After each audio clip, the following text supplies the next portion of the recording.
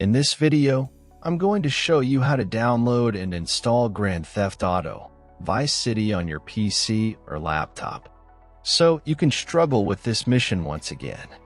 First, we need to go to Google and type GTA Vice City.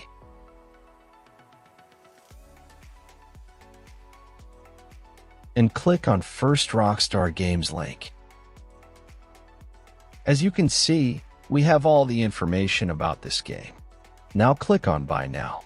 Right now, you can only get GTA Trilogy, which includes 3 games: GTA 3, GTA San Andreas, and GTA Vice City. Go back to top of the page and click Buy Now button. If you have Rockstar Games account, you can log in. Otherwise, you need to create new account by pressing Create New Account. Now complete account creation steps. You can follow along.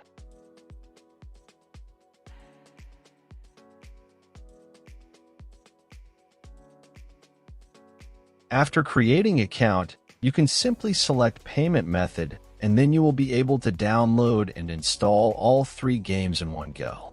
I hope this video is helpful. If it was, give it thumbs up and consider helping me reach 1,000 subscribers so I can make more tutorials. Thanks for watching.